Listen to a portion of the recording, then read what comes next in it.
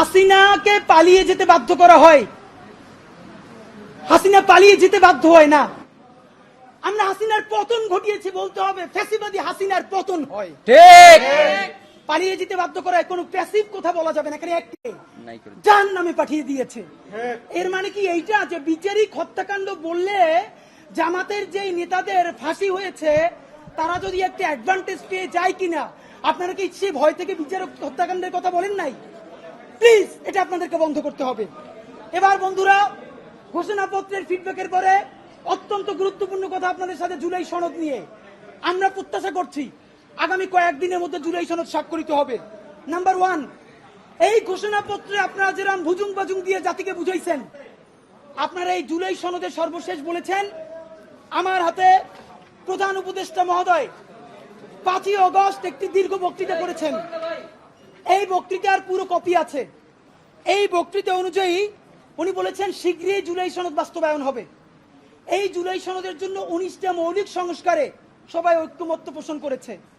এরপরে যে কথাটা আর বলা হয় না, এই 19টা ঐক্যমত্যের মধ্যে বিএনপি বলেছে তার মধ্যে 10টাই তারা নোট অফ ডিসেন্ট দিয়েছে।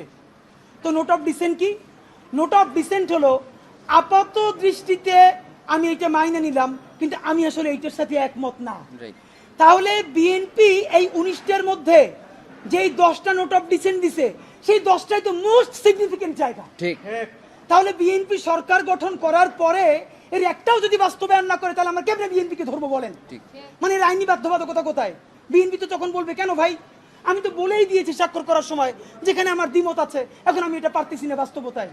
মজার ব্যাপার বলি, সরকারের কয়েক জায়গায় জিজ্ঞেস করেছি, বলেন তো 19টা মৌলিক সংস্কারের মধ্যে আপনাদের কাছে একটা মোস্ট সিগনিফিকেন্ট কোনটা? তারা বলেছে সংসদের উচ্চকক্ষে পিআর ব্যবস্থা আনুপাতিক হারে। এবং আপনাদেরকে জানাই রাখি, সংসদের উচ্চকক্ষে যে পিআর, বিএনপি এখানে নোট অফ ডিসেন্ট দিয়েছে। তাই সংসদের উচ্চকক্ষে বিএনপি যে নোট অফ ডিসেন্ট দিয়েছে, এটাও যদি সে বাস্তবায়ন না করে, তাহলে আমরা, মানে আপনি ভাবেন আমরা কি কারণে, ঠিক কোন কারণে আমরা এখন এই কথাগুলোকে বিশ্বাস করব? রাজনৈতিক দলগুলোকে তারা ইন্টারিম থাকা অবস্থায় আমাদের চোখের সামনে 47কে নাই করে দিল, পিলখানাকে নাই করে দিল, শাপলাকে নাই করে দিল, নিরাপদ সড়ক আন্দোলনকে নাই করে দিল, বিচারিক হত্যাকাণ্ডের কথা তারা বললো না। যেই তারা ক্ষমতার মসনদ পেয়ে যাবে, এই কথা বলার পর যে আমরা আবার জেলে যাব না, তার প্রমাণ কি আপনাদেরকে বল? তাহলে আপনারা এটা কি চান? ডক্টর ইউনূস সাহেব, নাম্বার 2, আপনাকে বলতে চাই, আইনি বাধ্যবাধকতা আমাদেরকে অন্তত 20 জন শহীদ পরিবার বলেছে। ডক্টর ইউনূস সাহেব, আমরা এখন পর্যন্ত যতদূর বুঝতে পেরেছি, আপনার ক্যাবিনেটের অলমোস্ট সকল উপদেষ্টা প্রতিদিন আপনাকে একটা আর্মি কুয়ের জুজু দেখাচ্ছে। ঠিক। আপনি সচিবালয় সংস্কার করলেই আর্মি টেক ওভার করবে, আপনি যদি পিলখানার কথা বলেন আর্মি টেক ওভার করবে।